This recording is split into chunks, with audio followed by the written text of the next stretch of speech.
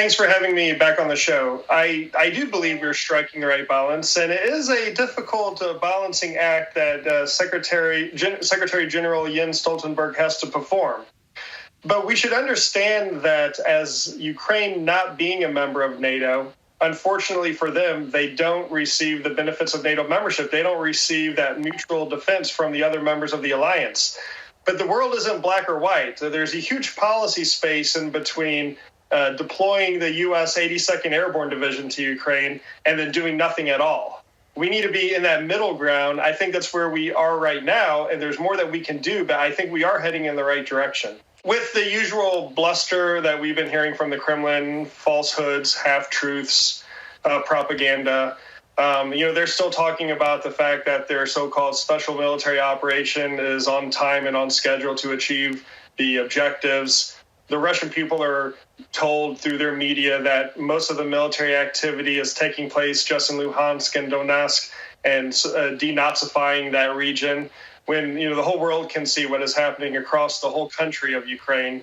So there's not much that Russia really can do, because for the same reason we are not going to start striking, we being NATO, will not start striking Russian targets inside Ukraine for fear of the spiraling into World War III, the Russians are not going to start targeting NATO forces outside Ukraine for the same reasons. So they're really stuck in a difficult position.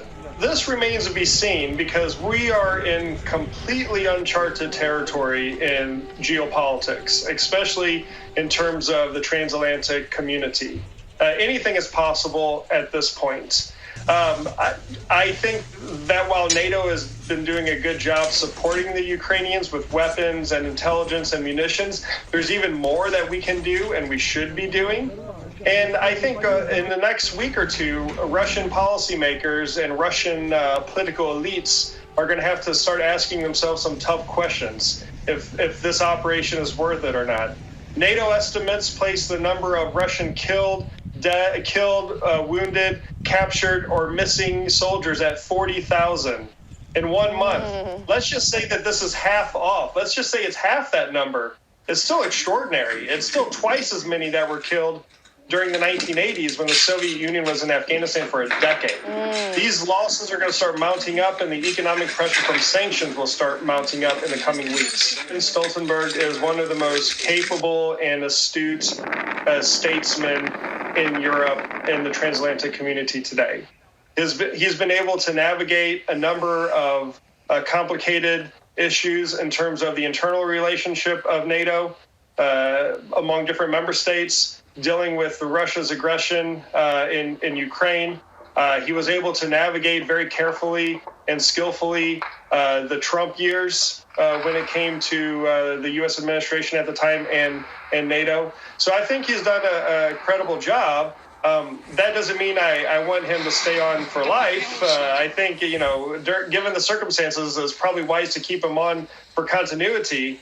But I think there's also a younger generation, a newer generation, especially from Central and Eastern European NATO member states, who have the potential to do great things for NATO as well someday as Secretary General. During the Bush and Obama administration, says, quote, there have been other cases where U.S. and Russian forces have unfortunately come to friction, and World War III did not start. Do you agree? Are the U.S. and NATO being overly cautious? It is a very complex situation in Ukraine.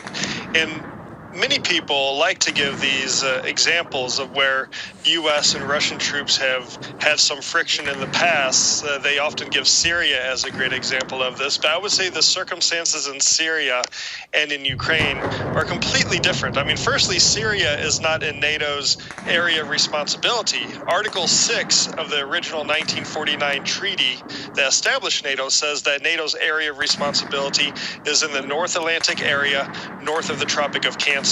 So if NATO decides to enforce a no-fly zone inside Ukraine, that requires destroying Russian air defense systems, that requires shooting down Russian jets. So if we're not ready to do that, then we probably shouldn't be doing a no-fly zone. But there's plenty more we can be doing to help Ukraine other than providing a no-fly zone at this time. So, we have to help Ukraine defend itself. We have to give Ukraine the tools that it needs to stop the Russian invasion, to make the cost of Russia's military aggression so great that it changes the calculus inside the Kremlin.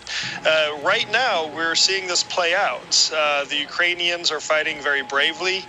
We are giving them the tools to do so. Admittedly, it's coming at a very high cost for the Ukrainians, but it's also coming at a very high cost for the Russians as well.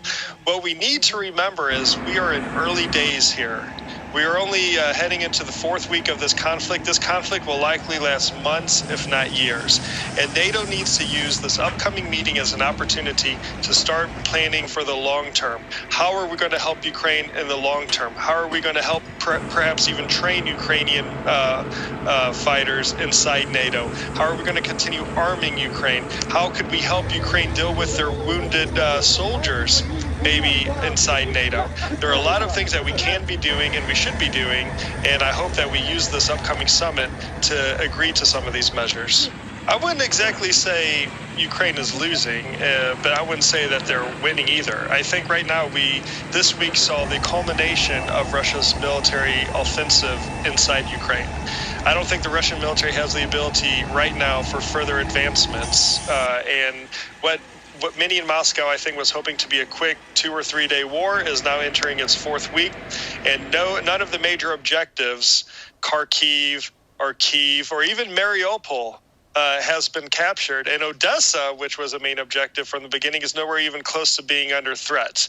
So we have to find a way to keep arming the Ukrainians with these advanced anti-tank weapons, anti-aircraft weapons. We need to start getting creative on some of the military capabilities we can give to the Ukrainians. Some of the more advanced air defense capabilities, we are told that the Ukrainians don't know how to operate them, so there's no point in giving them these capabilities, but we need to start thinking long term. Maybe it's time we bring some Ukrainians outside of Ukraine, other places in Europe, and then train them on these advanced systems, and then provide these advanced anti-aircraft systems, because this will last for months, if not years. I think simply because of the fact that President Putin seems unhinged right now at this point in his presidency and at his point in his life. So I think it's a real possibility that he could use a tactical nuclear weapon or even chemical weapons inside Ukraine. But I would question the value of this for the Russians. Their soldiers have to be trained to operate in a nuclear environment. They have to be trained to operate in a chemical warfare environment. And there's hardly any indication at all that they are properly trained to operate in a normal environment, in a conventional environment. So I think if Russia did resort to using a tactical nuclear weapon or a chemical weapon, not only would this change the geopolitical dynamics of the conflict, but it would also leave Russia with no obvious tactical advantage, and in fact could be a disadvantage if the Russian soldiers don't know how to operate in that sort of extreme environment.